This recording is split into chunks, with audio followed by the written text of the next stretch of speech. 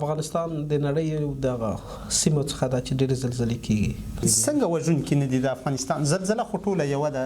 دغو فشار په نتیجه کې زلزلې رامنځته کوي، په ځمکه کې فعال درزونه رامنځته کړي دي چې په نوره نړۍ کې کله چې زلزلې کېږي د افغانستان سره څومره توپیر دی؟ یعنې دا زلزلې دي منځنۍ مګنیټیوډ زلزلې دي، دا بیخي وژونکي نه دي، یعنې باید خلک یې نه وای وژلی. یعنې افغانستان په دوی کې مخکښ دی، زیاتې زلزلې پکې کېږي. په افغانستان کې مثلا د ځای موقعیت او مثلا د کورونو شکل او په افغانستان غوندې یو ځای کې د زلزلو کله چې زلزلې کېږي دغو درزونو باید دغه سیمې باید نقشه برداري شي. د زلزلې د دې امکان هم شته سړی مخکې له دې چې لکه د هوا حالات چې کتل کېږي د زلزلې په اړه باندې هم سړی پوه شي. افغانستان کې بدبختانه په دې برخه کې زیاته توجه نشته ده، ځکه ډېرې وژونکي دي او ډېرې زلزلې چې کېږي په خپله شمال شرقي برخه دي، یعنې د کابل په شمول شمال شرقي ولایتونه. مکتب مې په خپله وردګ ولایت سید آباد ولسوالۍ کې ویلی دی. بیا د کانکور د امتحان مې چې ورکړ د افغانستان غوندې په یو بېوزله هېواد کې خلک څه کولی شي؟ دغه حرکت د دې باعث کېږي چې په سیمه کې فعال زلزلې رامنځته کړي، غورځونکي مثلا شتون ولري. همدارنګه د افغانستان په تړاو څه درته ډېر جالب و یا د دغه څېړنو په برخه کې څه درته ډېر په زړه پورې و؟ د اکسفورډ په پوهنتون چې د نړۍ تر ټولو یو له غوره پوهنتونونو څخه دی څېړنې کوي، دلته مو څنګه لاره پیدا کړه؟ د چا وس وي مثلا د لرګیو یا د لرګیو دغه سرتاک ورته وایي څه ورته وایي، د دغو نه په دغه ډول استفاده وشي. مکتب مې په خپله وردګ ولایت سید آباد ولسوالۍ کې ویلی دی. بیا د کانکور د امتحان مې چې ورکړ. آیا دغه درزونه خپله چې په دا ځمکه کې دي دا زلزلې رامنځته کوي؟ د ابراهیم صافي د یوټیوب چینل او فیسبوک پاڼې درنو لیدونکو په سلامونه مو هرکلی کوم. په نننۍ خپرونه کې راسره په اکسفورډ پوهنتون کې افغان څېړونکی یا ریسرچر استاد ذکریا شینزه مېلمه دی. دی د افغانستان د طبعي پېښو په تړاو باندې څېړنې کوي. له ده زیاتې پوښتنې لرو. هیله ده د خپرونې تر پایه راسره پاتې شئ. استاد ډېره زیاته مننه کور مو ودان چې وخت مو راکړ. ډېره مننه صفای صاحب، ښه راغلاست. خوشحاله دي ژوندی اوسئ. راځه پیل یې له دې وکړو چې افغانستان د زلزلو له پلوه څومره زیانمن دی؟ په ټوله کې که ووایو افغانستان د نړۍ دغه سیمو څخه ده چې ډېرې زلزلې کېږي. یعنې کال ونه وایو، یعنې هره لسیزه په افغانستان کې ښې جوړوونکې زلزلې رامنځته کېږي چې په زراو زیات خلک وژني او په زراو نور مثلا زخمي کوي او ستر ویجاړی رامنځته کوي. په نوره نړۍ کې کله چې زلزلې کېږي د افغانستان سره څومره توپیر دی؟ دقیقا اوس په افغانستان کې یعنې که منځنۍ سطحه هم زلزله وشي، منځنۍ زلزلې موږ ورته وایو، مثلا مګنیټیوډ یې شپږو کم وي، یعنې په افغانستان کې ډېر خرابۍ رامنځته کوي، ډېر خلک وژني. مثلا ښه مثالونه یې د پکتیا او پکتیکا زلزله وه په 2022 کې، یا د 2023 د هرات د اکتوبر زلزلې وي که نه، یعنې په زراو خلک یې ووژل. یعنې دا زلزلې دي منځنۍ مګنیټیوډ زلزلې دي، دا بیخي وژونکي نه دي، یعنې باید خلک یې نه وای وژلی. که یو څه ورانۍ رامنځته کړی وای، کورونه یې وران کړي وای لږ او زیات، درزونه یې رامنځته کړي وای، ولې وژونکي نه وي. ولې په نوره نړۍ کې که مثلا د افغانستان ورسره راپرتله شي دغه رقم زلزلې، یعنې حتی په خبر نه دي، حتی 8 مګنیټیوډ پورې مثلا جاپان په نظر کې ونیسو 8 مګنیټیوډ پورې هم زلزله شوې ده، یعنې تقریبا 8 لاسو پورې خلک وژل شوي دي. هغه هم داسې خلک چې مثلا یا په منډه کې یا شیشې پرې لوېدلي دي، په دغو رقم وژل شوي دي. څنګه وژونکي نه دي د افغانستان؟ زلزله خو ټوله یوه ده، توپیر یې څه دی؟ موږ وایو زلزله خلک نه وژني، اصلا د خلکو غلط ساختمان جوړول، غلط فکر او ناآمادګي دغه په خپله د دې باعث کېږي چې خلک ووژني. په نوره نړۍ کې چې دی خلکو یعنې ښه آمادګي ورته نیولې ده، ساختمانونه چې دي یعنې ښه په ستندر په معیاري شکل یې آباد کړي دي. یعنې کومې زلزلې چې رامنځته کېږي ولو که سطحي وي، یعنې هغه زلزلې دومره ویجاړونکې نه وي، هغه ساختمانونه یې یا هغه کورونه یې د زلزلې په وړاندې مقاومت ښیي. او په افغانستان کې مثلا د ځای موقعیت او مثلا د کورونو شکل او د خپل ډیر تاثیرات لري کنه او ډول یې نو ځکه په افغانستان کې تخریب او ویجاړی زیات او په نور سیمه کې چې نور کوم مادهګینی ولې د مثلا کوم هغه کمای ولا غي د منځ وړای دی ولی په افغانستان کې بعد وختانه یو خلک ډیر زیات په نظر کې نه نیسي او هغه کورونو ډول یې مې بيخي توپیر دی نو ځکه ډیر ورانه او ډیر د افغانستان غوندي وسات په بخنه سره په افغانستان غوندي یو ځای کې د زلزلو کله چې زلزلې کېږي د خلکو د مړینې د مخنیوي لپاره څه باید وشي دا ډېر ښه سوال دی یو ډېر جامع دی کنه یو برخه کېدای شي د ځمکپوهانو یا د موږ مربوط وي یو برخه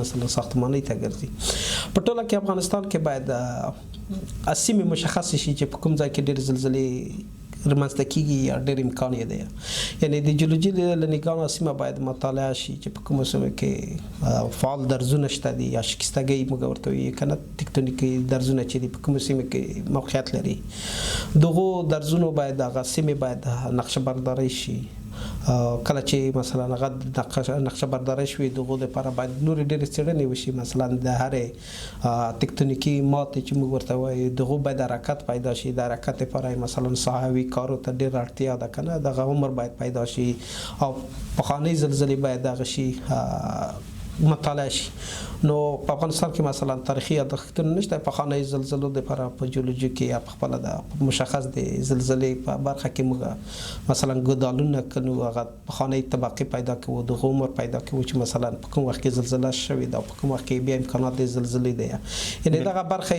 د جیولوژي د ځمکې په هنه د برخه ده دومره برخه مثلا په خپل د ساختماني برخه ده مثلا د مهندسي برخه کې مهندسان باید مثلا هغه ډیزاین په دې شکل وکړي چې زلزلې دغه محیط او مثلا التفال درزونه دي دغه په مقابل کې باید مقاومت وکړي او درېمه برخه په خپل د معمارانو او د انجینرانو د مثلا د کوم رقم مواد څخه استفاده وکړي په څه شکل یې باید وکاروي مثلا په کومه سیمه کې څو طبقه ساختمان باید جوړ شي او د کوم رقم مثلا مواد څخه کیفیت څخه استفاده وشي یعنی مختلفې څنګه باید سره یو ځای شي ترڅو موږ د زلزلې په مقابل کې ښه مقاومت لرونکي ساختمانونه او کورونه بالکل استاد د زلزلې د دې امکان هم شته سړی مخکې له دې چې لکه د هوا حالات چې کتل کېږي د زلزلې په اړه باندې هم سړی پوه شي دقیق نه سلسله کې کوي د سلسله کې امکانات نشته دي د زلزلې لپاره مثلا که دقیق وړاندې نه موږ وخیو مثلا یا هوا په نظر کې ونیسو زلزله که دقیق وړاندې نه وي باید وخت معلوم وي چې په کوم وخت زلزله رامنځته کېږي او په کوم ځای کې موقعیت باید معلوم وي چې په کوم موقعیت کې رامنځته کېږي او همدارنګه مثلا ماګنیټیود لایولای باید په کوم اندازه وي دا څه شی نشته دي یعنی موږ په خپل جیولوژي برخه کې ځمکپوهان فقط دغه د دوباره پېښېدو انټروال تخمینولای شي چې مثلا که یوه شکستګي یا درز په نظر کې ونیسو دغه حرکت پیدا کړو او پخوانۍ زلزلې په نظر کې ونیسو دغه په اساس موږ کولی شو چې یعنې دا اټکل کړو چې په راتلونکي مثلا څومره کالونه وروسته کېدای شي دغه شکستګي یا دغه درز بیا حرکت وکړو د څومره ماګنیټیود په اندازه امکان شته دی چې زلزله رامنځته تاسو چې په افغانستان کې کومې څېړنې کوئ یا مو څېړنې کړې دي تاسو دغه څېړنې څه ډول دي د کوم امکاناتو نه تاسو په دې کې ګټه اخلئ چې هلته هغه کومې سیمې چې زیانمنې دي یا د زلزلې امکانات پکې ډېر دي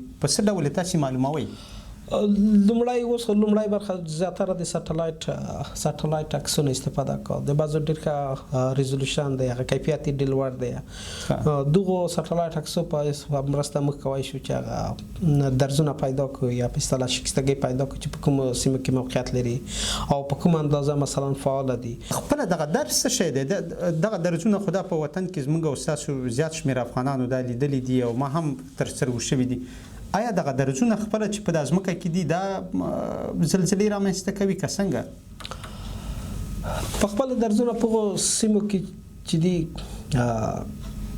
اصلا درزونه په هغو سیمو کې موقعیت لري چې تکتونیکي پلیټونو ته هغو سرحد ته نږدې موقعیت لري. ما مخکې وویل چې افغانستان یو فعاله سیمه ده. فعاله په دو ده چې دلته دغه دوه ټکټونیکي پلیټونه یو د بل سره نږدې موقعیت لري چې د هندي پلیټ د یوریشیا نه د ځمکې لاندې ننوځي او بل یې په سر باندې هغه کېږي. دا پخپله یو د بل سره فشار رامنځته کوي. د دغو فشار په نتیجه کې زلزلې رامنځته کوي. په ځمکه کې فعال درزونه رامنځته کړي دي چې پخپله بدون د ټکټونیکي پلیټونه چې د زلزلو سبب کېږي پخپله دغه درزونه د زلزلو سبب کېږي. مثلا دغه شکل که موږ په نظر کې ونیسو دا د لاندسات په نامه سټلایټ ډیټا ده. دا پخپله د په اصطلاح دغو ریشیو یا د نسبت هغه د څو باندو څخه تشکیل شوی دی چې دغه عکس موږ جوړ کړی دی.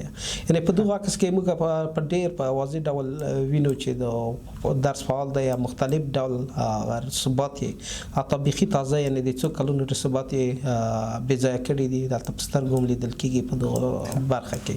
یعنې دغه درزونه بدون د دونه چې تکتونیکي پلیټونه د حرکت د زلزلو ثابت کوي پخپله دغه پلیټونه په دوامدار ډول حرکت کوي. د حرکت یې دوامدار مطلب دا دی چې حرکت کوي از په مقابل کې استحقاق یا انرژي مانع رامنځته کېږي. دغه مانع ته هغه وخت دوام کوي چې حد نه ووځي. کله چې مانع ته حد ووځي د زلزلې په شکل یې ازادوي او زلزله رامنځته کېږي. کله چې دغه هر ځل چې زلزله کېږي او ستاسو خو دغه درزونه خو به ورسره غټېږي یعنی کله چې دا درزونه ورسره پراخېږي نو دا هم د زلزلو په زیاتوالي باندې دلالت کوي که نه؟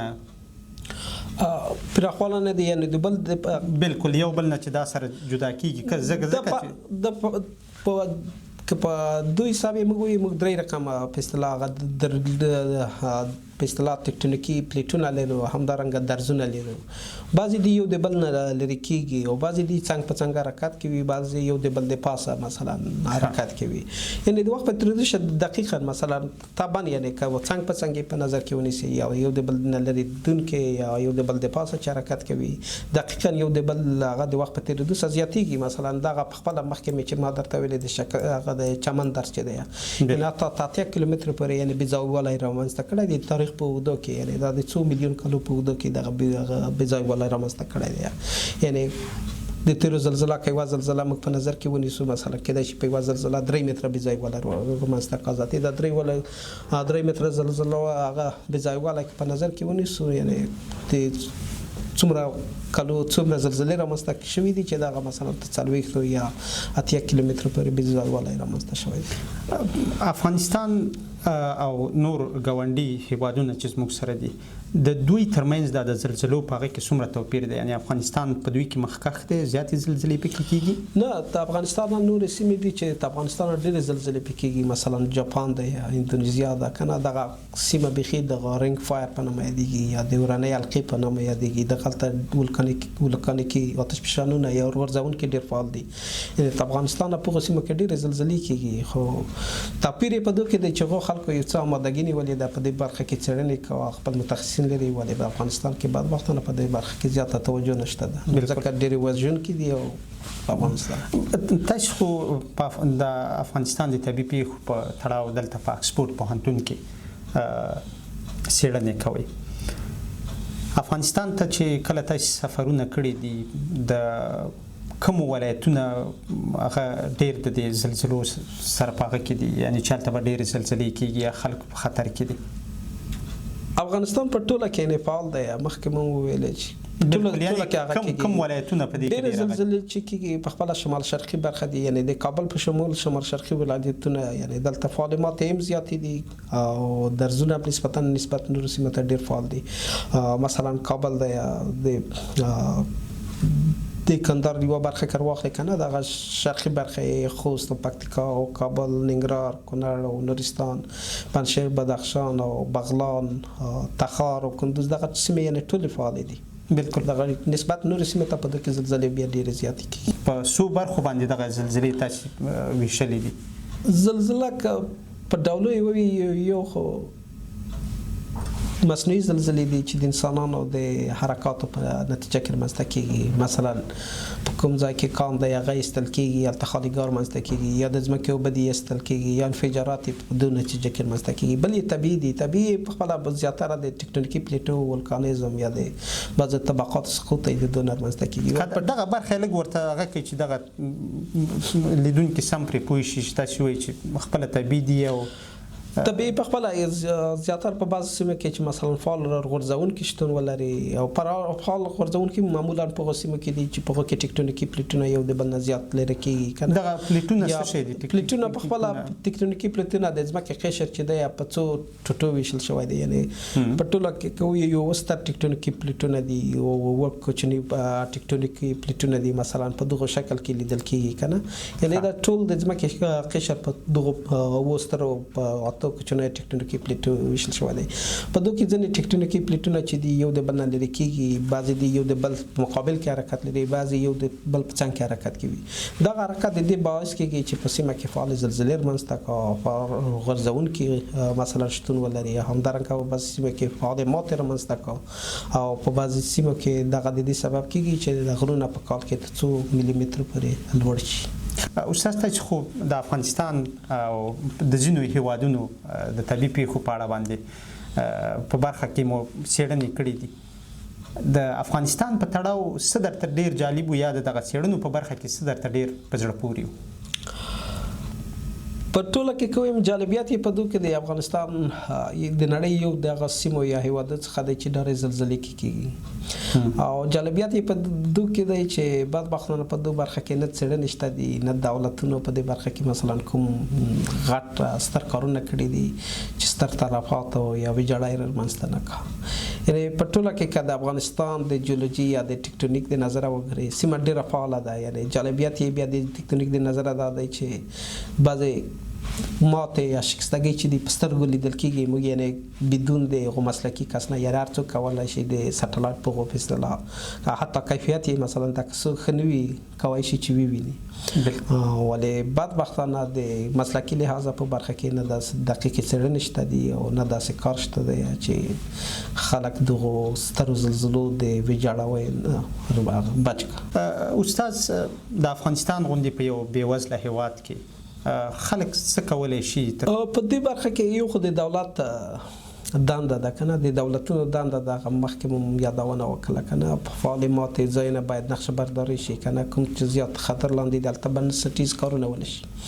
دومره برخه یې په خپله د خلکو ده یا په اصطلاح دغو محلي معمارانو ده که نه، دغو موادو نه استفاده وشي یا په هغو ځمکه کور او کلی او یا ساختمان آباد شي چې هلته یې خطر زیات نه وي.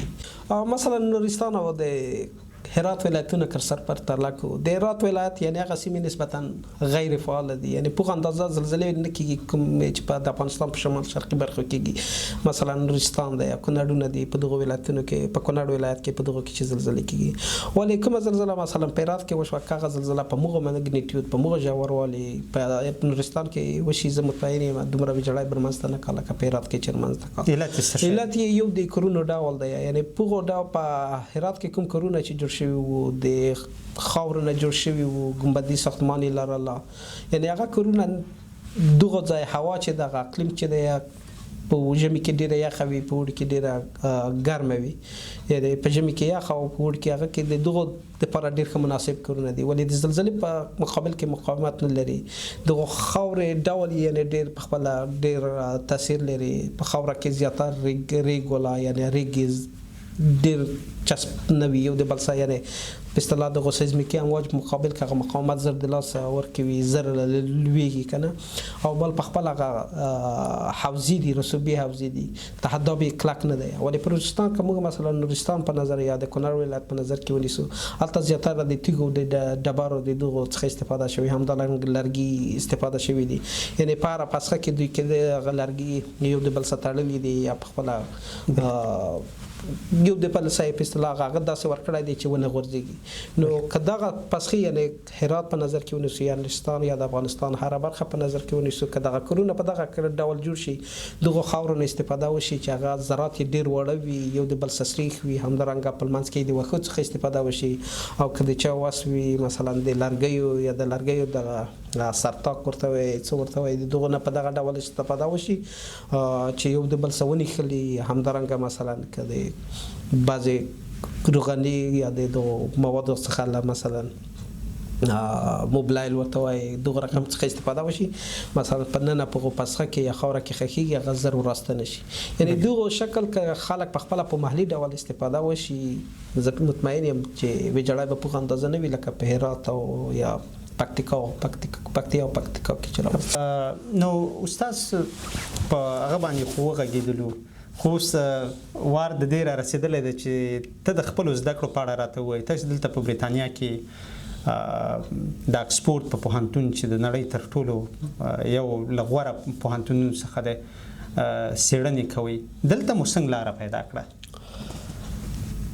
ما په خپله لومړنۍ زده کړې هغه په اصطلاح مکتب مې په خپله وردګ ولایت سیدآباد ولسوالۍ کې ویلی دی. بیا د کانکور د امتحان مې چې ورکړله کابل پولیتخنیک جیولوجي پنځۍ مې ویلې، او ماستري مې د سکالرشپ د لارې دلې په بریتانیا برایټن پوهنتون کې وکړه.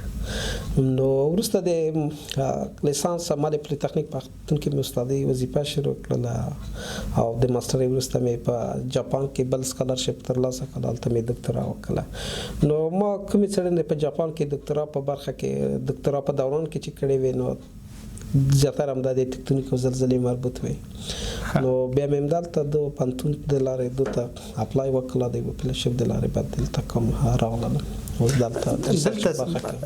دلته نور افغانان هم در سره شته دي که یوازې دا وخت تاسو سره یاري کړې ده؟ یاره ریسرچ برخه کې زیات نشته دي. مخکې د فول برایټ سکالرشپونه وو که نه ډېری افغانان راتلل، اوس بدبختانه دغه محدود شوي دي، نو زیات نه لیدل کېږي. وروستی پیغام دې څه دی افغان ځوانانو ته او خپلو هېوادوالو ته؟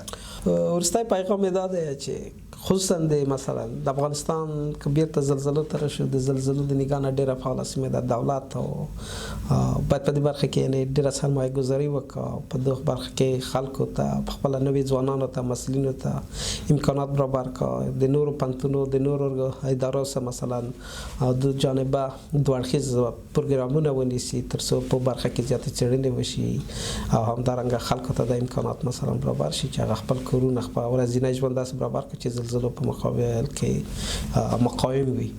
او همدارنګه ځوانان او خلک باید دغه طبیعي پېښو په مقابل کې باید خپل ژوند باید عیار کړه که نه، او په دې برخه کې مثلا کومې راهنمایي او یا لارښودونه چې دي هغه باید په ښه ډول تطبیق شي. او همدارنګه په نورو برخه کې دولت یعنې په خپله ځوانان باید هڅه وکړي چې مثلا ورځنۍ ټکنالوژۍ څخه خپل ژوند او خپل ځان عیار کړه، دغو نه استفاده وکړه، په ورځنۍ ژوند او چارو کې تطبیق کړه یا عملي کړه. ډېره زیاته مننه. نور ودان خوشحاله اوسئ. درنو لیدونکو، دا وه زما د نن ورځې خپرونه. تر بلې هغې مو په لوی رب سپارم. ښې چارې.